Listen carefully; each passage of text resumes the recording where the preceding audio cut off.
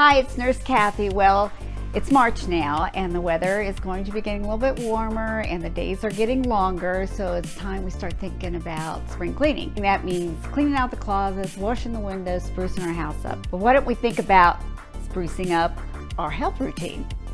As we spring clean our health routine, the first thing we need to do is to put ourselves first. And I know ladies, we're caregivers, so we always put everyone else's needs above our own. But we need to put our needs first so that we can function better and perform better.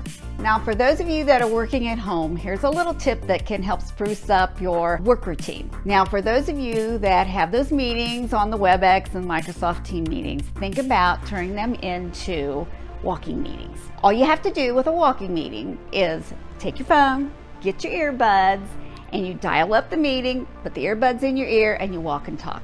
You can easily get 30 to 60 minutes of walking exercise by doing that. You know, my neighbor does this and it's really fun. She's done it for a long time. She puts her earbuds on, she has her phone, and she does her walk, and it's kind of fun to see her walk and talk during her meetings. Now, the natural light that you get from the walk also provides you energy and productivity. One thing I would suggest is that you map out your route. Now, if walking meetings are not an option, please make it a priority to get outside for at least 10 minutes of sunshine. What happens, the winter and the lack of sunshine sets us up for vitamin D deficiency. So I know that my primary care physician has said that he's seeing a lot more vitamin D deficiency these days. So you just need to go outside for a short time. It'll help build that vitamin D that's in your body. And vitamin D helps to prevent osteoporosis, heart disease, and some cancers. Okay, also with spring, the garden centers start opening up. So we start thinking about our flower gardens, what we're going to put in them, and how pretty they're going to be. The thing we also ought to think about is vegetable gardens. Now, some of you might not have space for a vegetable garden. So what you can do, you can take your flower garden and you can weed in some vegetable plants. And if that's not an option, then you can always do container gardening or patio gardening. And you really just want to start with some basic vegetables, such as your tomatoes, your peppers, zucchini, cucumbers, and maybe some radishes. So just start with basic vegetables. And what's really great about this is that you'll be able to eat these vegetables all summer long. The other thing that you might want to think about putting in your flower gardens is you can also include some herbs in there, such as basil, parsley, or maybe some fresh greens. They're pretty and they also can be used in your spices and things when you cook. So, you know, it's been proven that people who garden, they're happier and they eat more healthier. Along with the subject of herbs and spices, let's talk about spring cleaning our spice rack. Okay, the benefits of using herbs and spices are they add flavor, they add aroma, and they add antioxidants to our foods. We also use less salt and sugar when we replace it with herbs and spices. Also, the herbs and spices help boost our metabolism. Now, when herbs and spices expire or they age, they lose their potency. So that's why it's necessary for us to spring clean the spice rack. So when you replace your herbs and spices, make sure that you buy in smaller quantities because you're going to be more likely to use that amount up than buying the larger containers.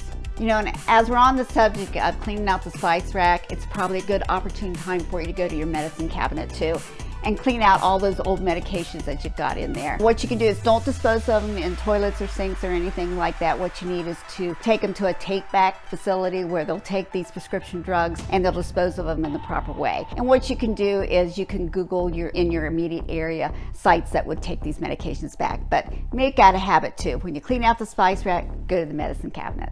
Next, when we think about spring cleaning our health routine, let's rethink our drink. So we want to substitute good old water for the sugary beverages and alcoholic beverages. So drink lots and lots of water, keep yourself hydrated. Now, for some of you who kind of like to have that little bit of a fizz but also want something healthy, think of maybe such drinks as this, the sparkling ice. It has antioxidants in it and vitamins in it, but it does have that little bit of a fizz for you to help fill that void that if you're a person that needs that carbonation.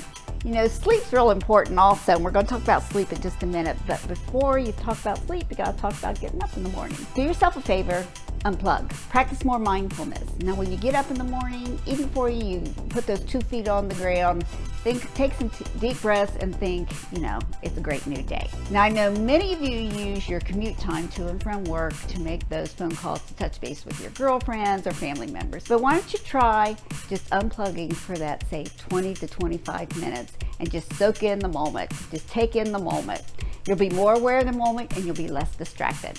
Okay, now you've made it through your day, so we don't want to forget our sleep routine. Now, you don't want to be so busy that you have to cut your sleep time short, because cutting it short even 1 hour affects your health. Not getting enough sleep affects your mood, your immune system, and you're at risk for weight gain. So remember, cut off your screen time at least an hour or so before bedtime, because you don't want to affect your melatonin levels, because melatonin is necessary to help you sleep.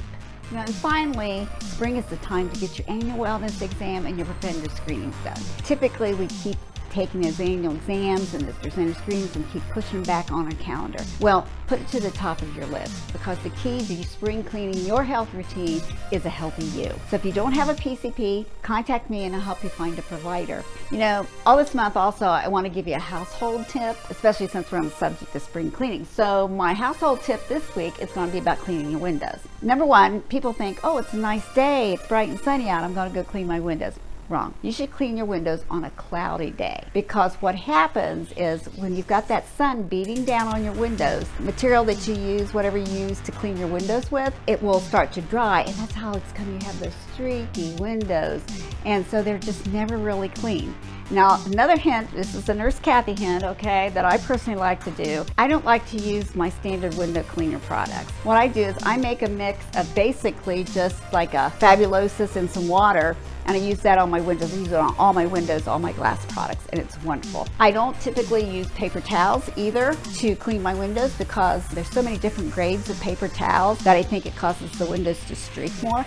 So what I typically like to do is I have my pail of water, and I have it in there, my Fabulosis water, I call it. I use an old washcloth to wash with, and then I dry with an old hand towel. They're always clean. My windows stay cleaner longer, and they're usually streak-free too. So that's my household tip for today. And I want to say that's all for me. Ashley will be with you on Monday, and she's going to be talking about mushrooms.